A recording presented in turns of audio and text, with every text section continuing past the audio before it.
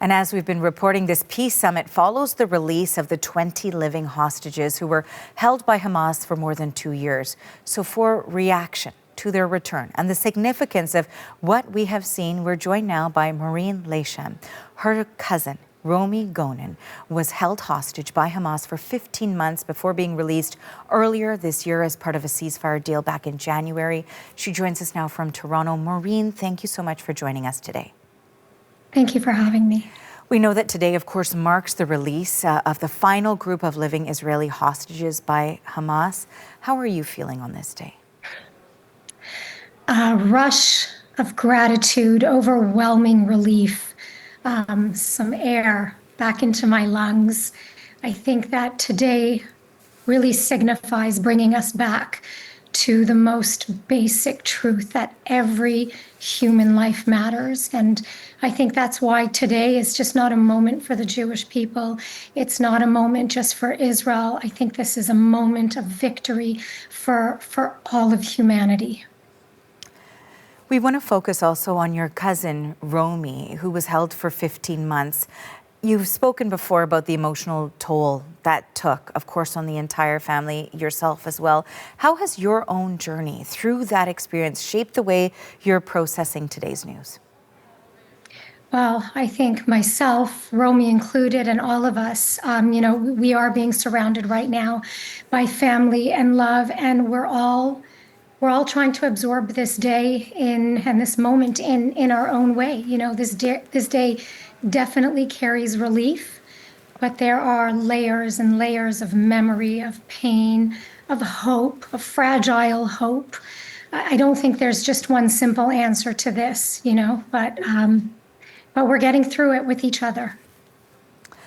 In terms of your hopes going forward now, of course, part of this, as you've discussed, the release of the hostages, so important to you and to your family as well.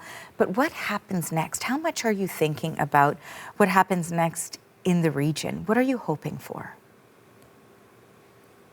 Well, I, of course, want peace, but peace isn't just a wish, it's a partnership, and it requires everyone involved to choose life over hate. I believe that Israel has shown time and time again that it's willing to make very, very painful compromises for peace. I think what's missing is a partner who values life the way we do. And until that changes, we remain hopeful. And our hope is to survive with our humanity intact.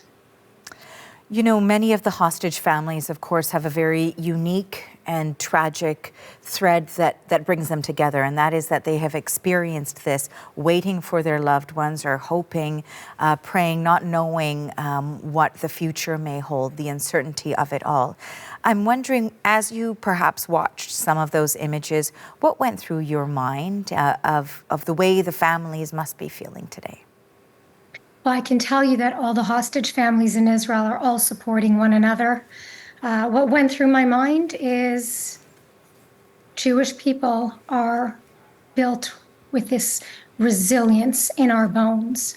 We don't need to be told how to endure. It's in our DNA. So when I look at hostage families, I just know that we will get through this. We will need space. We will need strength. We will need privacy. Healing takes time. That's for sure. No matter how resilient we are, we need time to mourn what has happened, what we've endured the past two years. But privacy is very much a vital part of this process. And we are survivors, and we have each other, and most importantly, we love and value life.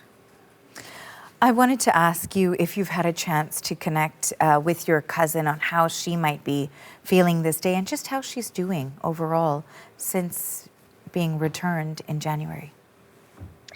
So, what Romy endured is beyond, I think, what most of us could even comprehend. She was shot in the arm on October 7th, and since her release, she's had 3 very long and excruciating surgeries. I can tell you that today she is safe. She is surrounded by love.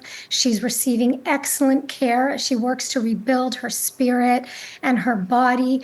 Romy's story is Romy's story. And when Romy is ready and willing to tell her story, she will. She has an incredibly powerful voice. Okay. Well, I want to thank you so much for the time and for your insights on this day. We know that it is a difficult one for so many of the families who have been through this, so we appreciate it. That was Maureen Leshem. She joined us today from Toronto. Thank you.